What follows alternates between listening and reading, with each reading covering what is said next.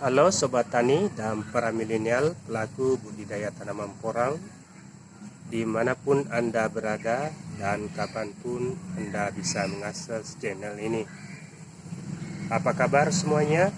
Semoga kalian selalu berbahagia, tetap bersemangat, tetap menjaga imun tubuh agar kesehatan Anda selalu terjaga. Bagi Anda yang baru pertama kali mampir di channel ini, saya ucapkan selamat datang di YouTube channel Andalan TV. Dan masih bersama saya Dahlan Suhanda dalam liputan lanjutan eksperimen tanaman porang. Pada video kali ini saya masih akan membahas seputar tanaman porang dengan topik pembahasan kebutuhan dasar tanaman porang supaya bisa tumbuh dengan baik, sehat, subur, dan hasilnya maksimal. Namun sebelum lanjut, jika Anda suka dengan video ini, silakan Anda like terlebih dahulu dengan cara tekan tanda jempol yang menghadap ke atas. Dan tolong bantu subscribe-nya supaya channel ini bisa berkembang sehingga saya lebih termotivasi untuk membuat video terbaru yang lebih menarik. Dan jangan lupa klik tombol lonceng di sebelahnya supaya Anda selalu mendapatkan notifikasi jika saya sedang mengupload video terbaru di channel ini. Dan saya persilakan Anda untuk memberikan komentarnya dan silakan di-share ke teman-teman Anda jika video ini bermanfaat bagi Anda dan yang lainnya.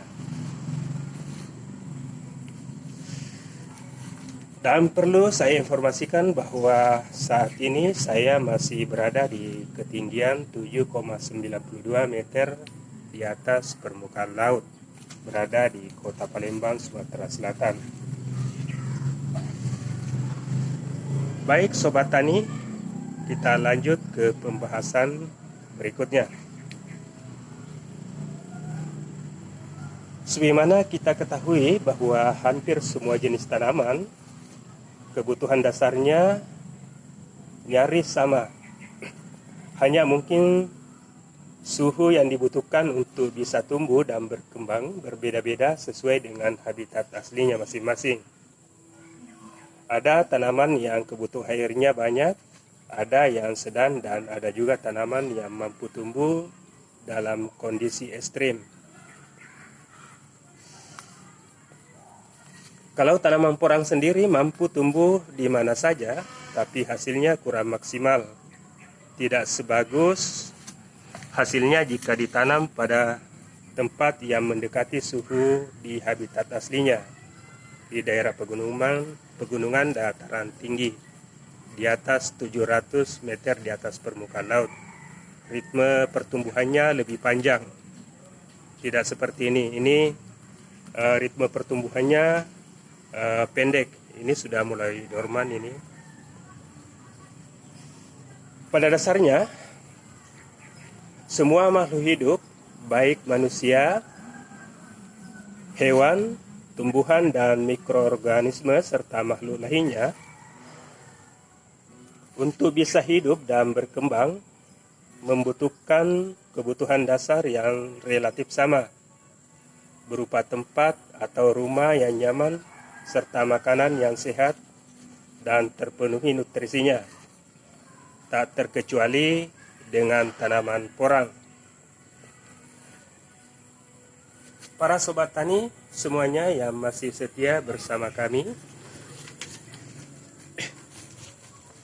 kunci sukses pertanian ada pada lahan.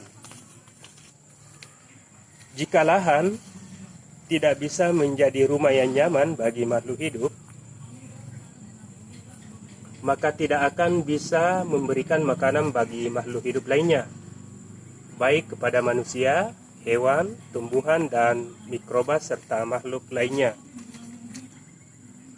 Semua makhluk hidup untuk tumbuh dan berkembang dibutuhkan lingkungan yang nyaman, sehat dan makanan yang cukup dengan nutrisi yang berimbang berupa vitamin, hormon, unsur mineral yang lengkap. Maka yang perlu dilakukan adalah yang pertama, meremediasi lahan untuk menghilangkan residu kimia yang di lahan. Yang kedua, meningkatkan pH tanah.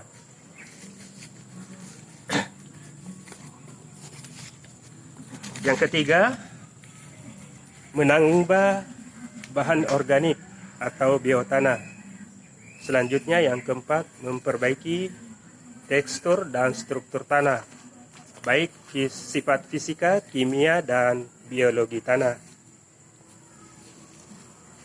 Semua hal tersebut dapat dilakukan hanya dengan satu pekerjaan saja, yaitu dengan mengocorkan probiotik atau mikroba baik ke lahan sebanyak-banyaknya, supaya mikroba baik yang mendominasi lahan. Karena kategori tanah yang sehat dan subur yaitu tanah yang setiap genggam tanah itu mengandung 10⁻⁷ jumlah kerapatan sel mikrobanya. Itu menurut para ilmuwan. Jadi tanah itu yang subur, sehat, tanah yang mengandung kerapatan mikrobanya 10⁻⁷ dalam segenggam tanah. Jadi bukan dari banyaknya pupuk atau kandungan mineral yang diberikan ke tanaman di lahan. Walaupun kandungan mineralnya cukup banyak yang diberikan ke lahan, kalau kehidupan mikroorganisme di lahan sangat terbatas karena tekanan intensitas kimia sintetik yang berlebihan menumpuk, percuma juga, tidak bisa diserap oleh tanaman, karena tanaman hanya menyerapnya dalam bentuk makanan, bukan bahan makanan.